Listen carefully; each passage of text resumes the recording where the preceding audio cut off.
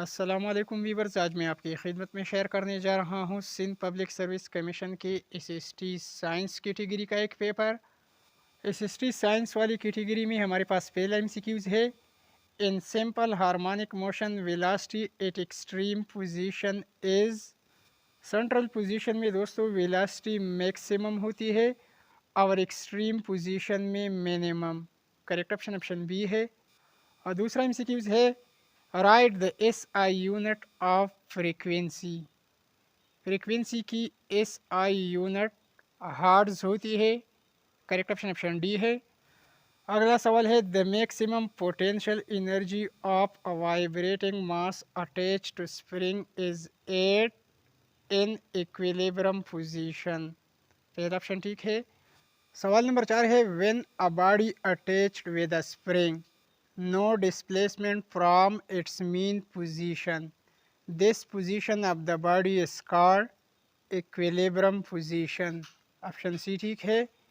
सवाल नंबर 5 है, force applied on a body attached with spring is directly proportional to the distance. यहाँ पर none of these लगेगा। सवाल नंबर 6 है, when spring stretched and then release, जब हम स्प्रिंग को या रबड़ को खींचते हैं और फिर उसको छोड़ देते हैं, it moves toward the mean position due to restoring force. यहाँ पर ऑप्शन सी लगेगा। सवाल नंबर 7 है, the unit of time period is. S I unit of time period क्या है? S I unit of time period is seconds. Option A ठीक है। सवाल नंबर 8 है, in mass spring system when was M reach at mean position the magnitude of restoring force become zero. Correct option option A है। अगला सवाल है, the broadcasting of radio and television programme is made possible by waves. Option A ठीक है। बाकी option particle, clouds और light ये गलत है। सवाल नंबर 10 है, द मोशन ऑफ कॉट pieces on the water surface about their mean position is known as vibratory motion. Option D ठीक है।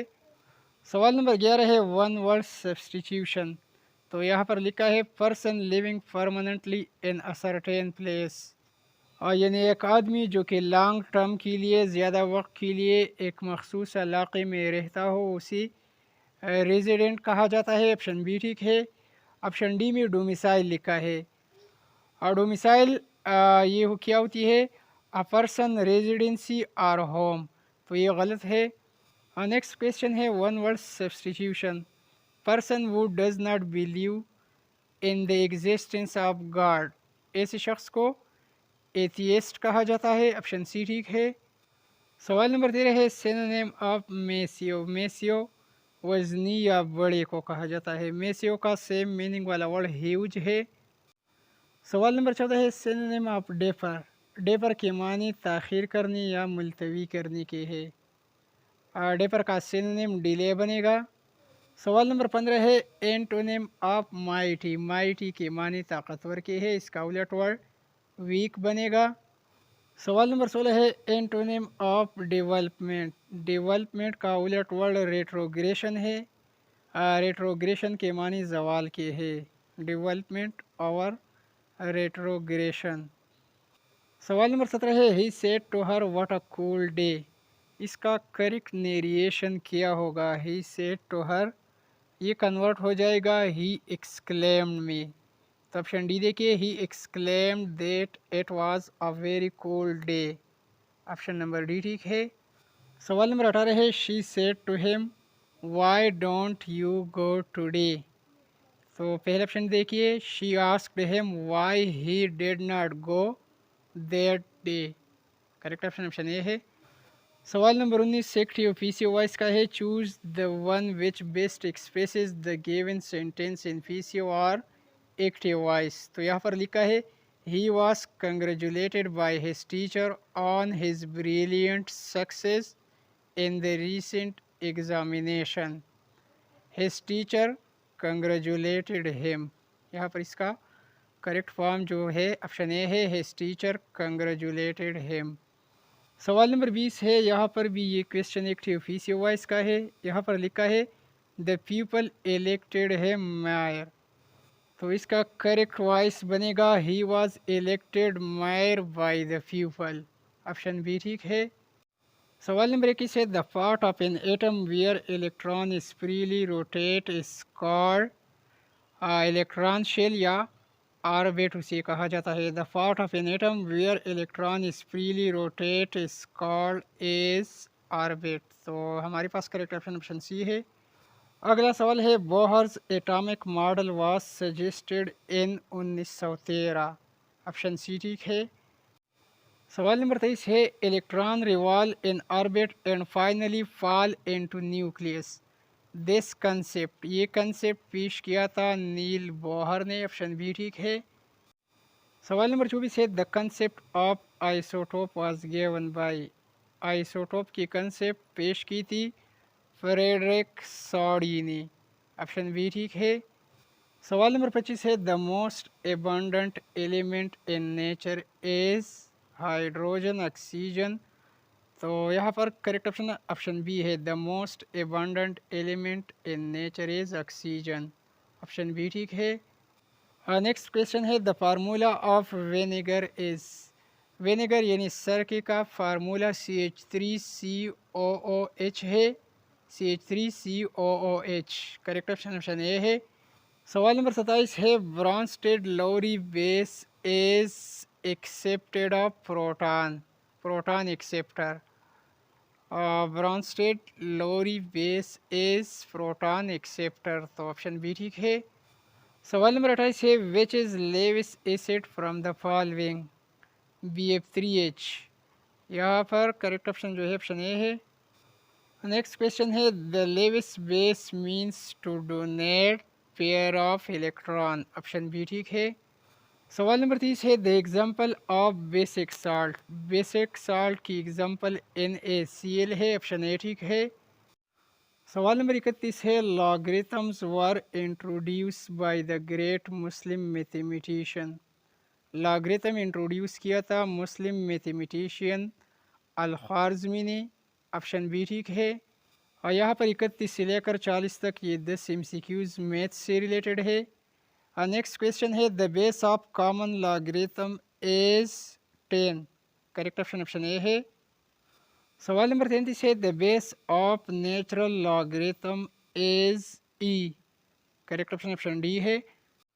सवाल नंबर 34 है the number 470.8 can be written in scientific notation is, इसको किस तरह लिखा जाएगा 470.8 को, ऑप्शन सी देखिए 4.708 ज़रबी 10⁻², करेक्ट ऑप्शन ऑप्शन सी है। सवाल नंबर 35 है द नंबर 4.1 ज़रबी 10⁻² can be written in ordinary form is, option D देखिए 0.041, इसको इस तरह लिखा जाएगा। सवाल नंबर 36 है the ratio between 5 centimetre and half metre is, 5 centimetre और 1/2 मीटर का रेशो 1:10 आ जाएगा, करेक्ट ऑप्शन ऑप्शन डी है। सवाल नंबर 37 है F43 and X15 then value of X, तो X की वैल्यू यहाँ पर मालूम करनी है। 15 को 4 के साथ जब हम ज़रब देंगे 15 4 60, ये 60 आ जाएगी।